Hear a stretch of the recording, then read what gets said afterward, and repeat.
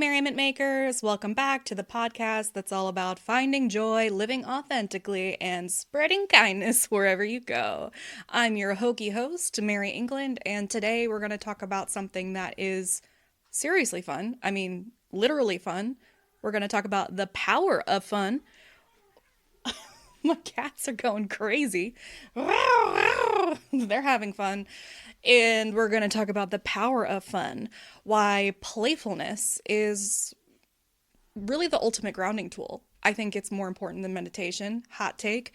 And play isn't just for kids, y'all. It's one of the most important ways to ground ourselves, to feel present, and boost our mood in a matter of minutes. And hopefully by the end of this episode, you'll have a whole arsenal of playful ideas and a new appreciation for why humans are uniquely wired for playfulness.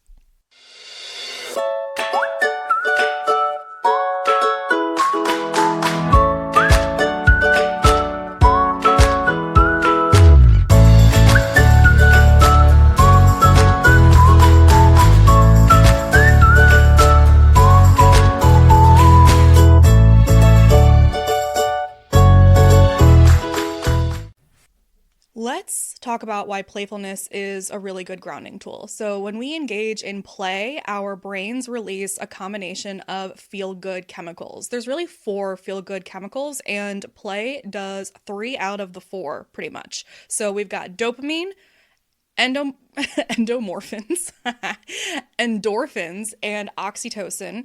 And dopamine is giving us the delightful hit of happiness and motivation. Endorphins are doing the natural pain-killing thing and giving us stress relief. And oxytocin is that bonding hormone that we get when we cuddle. And it's strengthening our sense of connection and fostering trust. And we're getting all of those when we are playing. And these chemicals are working together to create a feeling of joy and presence. When you're laughing, you're playing. When you're moving, or when you're in this sense of play, your brain is saying, yo, this feels great, let's stay here. And here's something that I feel gets really overlooked with play because, well, a lot of people aren't looking at it from a scientific standpoint. Humans have this rare quality, I guess that's just what I'm calling it, a quality, and it's called neoteny. Neoteny. Neoteny. Use it in a sentence, please. Which means we retain these childlike traits like curiosity and imagination, and also the need for play our entire lives. So most species lose these traits after they reach maturity, but humans do not. We are built to keep playing, exploring, and having fun. So to give you a little context, I guess, or just like some understanding outside of this, dogs and cats are, they're basically bred to be indoors, but they're animals that have neoteny. So think about a deer, or just really any animal. When I don't know why I always think of a deer, like just how when it's like birthed out, it's just like walking around and it's got those awkward wobbly legs, and it just comes out and it's like, hello, I am fully formed. My gestation period was exactly how long it was meant to be. What would you like me to do? You want me to go find some berries and feed myself? Fantastic. I will do that. Thank you. And it's just like ready to go. So, we don't have the gestation period for that, and we need to be taken care of. That's a whole thing. But I guess, cats and dogs kind of do too. Anyway, you don't really see deer playing though, right? And you definitely don't see adult deer playing. But you do see,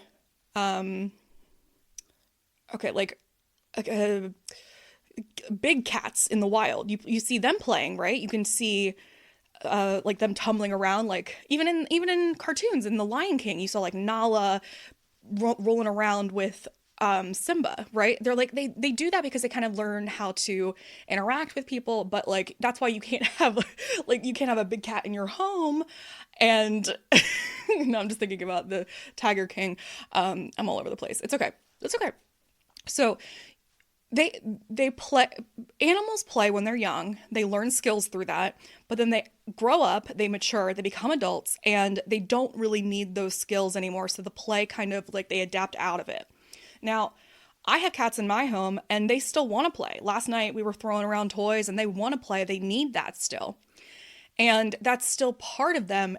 They need that for their socialization. They need that for their brains. They need that for their confidence. They need that for their like energy, right? We are like that too. That's the whole point of this. We are like that too. We have this quality called neoteny, and there's only, I mean, it's like less than two handfuls of animals that have it. And sometimes it just kind of appears in them physically. Like there's some fish that have it and their faces look like childish. But mostly in the terms that we're talking about it, we just need to keep playing. We need to keep having fun. And it's not just because it was like bred in us to do this. Well, it was, I guess, or just in our genetics and stuff, but it is also just for our confidence, for our social connections, for our motivation, for our energy, the same way it is with our cats. If you don't play with the cats for a really long time, they'll either forget how to do it, it'll atrophy, or they get really depressed. So this ability to have the desire to engage in lifelong play and the fact that we need it, it's what helps us adapt and connect and stay grounded. So you actually need it. It's not just that play isn't just for kids, it's that adults need it too. So, very long-winded rant. Playfulness also activates our parasympathetic nervous system, which, if you've been listening to me, is something that you need to ground yourself. It counteracts stress. If you've ever been in an immediate sense of calm, like if you felt that when you take a deep breath or you're blowing bubbles or you're jumping through a sprinkler, that's why. So play shifts our focus away from stressors and it brings us back into our bodies and into the present moment. So now I've talked about like why play matters, why we need it as adults. If that's your permission slip that you want to call the neoteny card, feel free. But now let's talk about how to incorporate it into your daily life. So Dr. Stuart Brown is the best. He's what I would call the leading or the original researcher on play, and he identified 8 play personalities. So there's different styles of play, just the way that Howard Gardner determined that there were different types of intelligences, right? So these are different ways that you can play and how you can connect with your joy uniquely. So let's talk about these, and I'm just going to throw out some ideas for each one. You can go online, you can look them up. There's probably even some free quizzes. I don't know how accurate they're going to be, but honestly, I think that you just feeling intuitively like, oh yeah, that one's me, right? Like you'll probably have like 2 maybe that are the best for you that you're going to be like, that one's me. So just go with that. So the first one's the joker. You might love laughter, jokes, silliness. Maybe you want to tell knock-knock jokes, pretend you're a cartoon character, or narrate your day in an over-the-top accent, okay? Second up is the kinesthete. So this is about movement, your body thriving on movement and physical activity. So you could jump rope or hula hoop, dance in public, try mud wrestling or jumping through a sprinkler. Also sports. Sports are group sports. That's an easy one.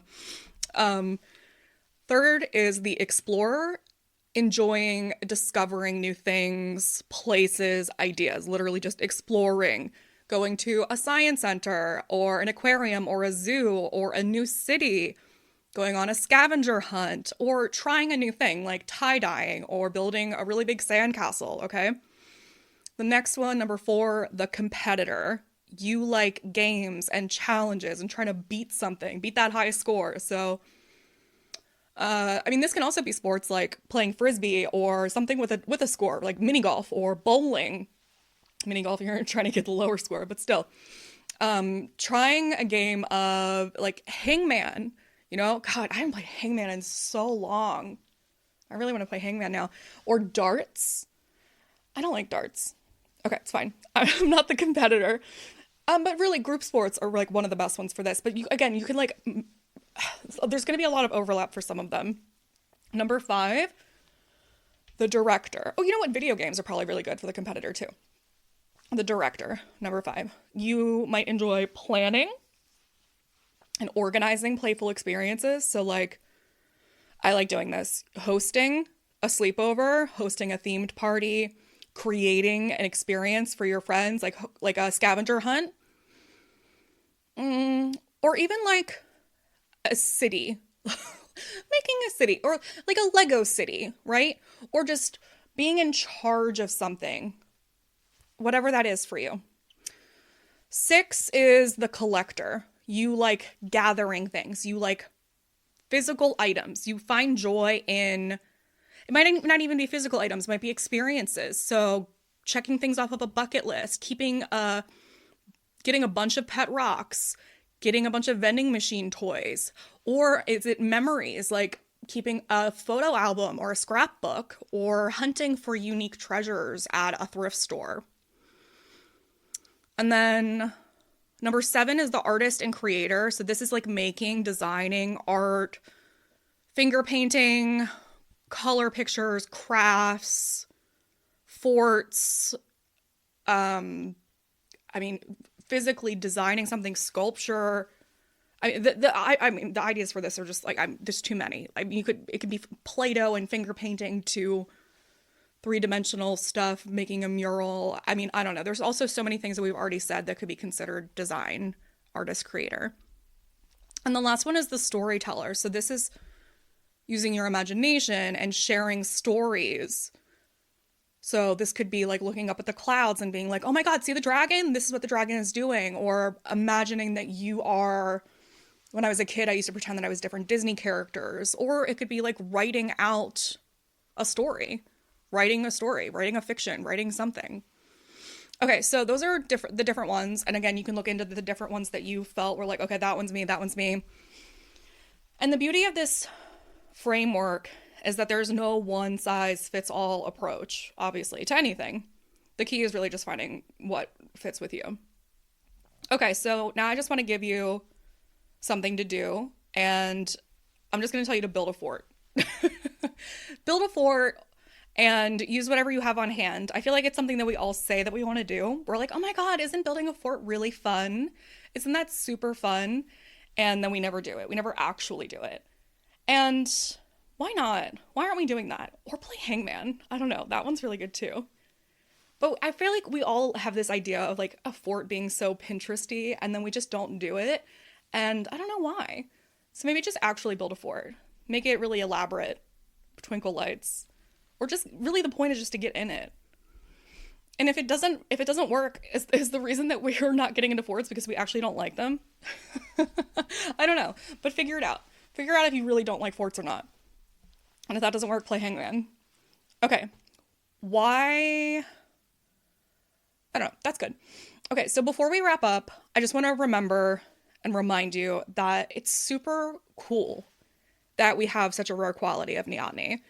And the fact that we're wired to play throughout our entire lives, like until death, essentially, is not just like a fun quirk. It's part of what makes us resilient and creative and connected. And I think creativity and connection are really just human.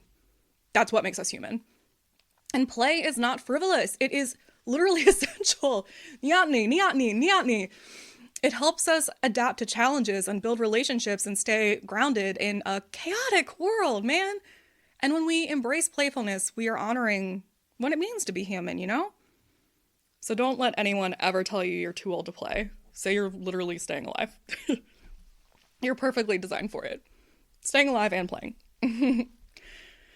Okay, that's it for today. My dear merriment makers, your mission is simple. Build a fort or play Hangman, or just, figure out your play personality or find a playful activity to try this week. Maybe it is the fort or jumping through a sprinkler. I don't know. It's freezing here. It's like -7 Celsius or 16 degrees Fahrenheit. I don't know. It's really bad. So, there's plenty of ways to play in all seasons and weather, but I'm not going to be tying myself to a sprinkler. I'm definitely not going to be tying myself to a sprinkler.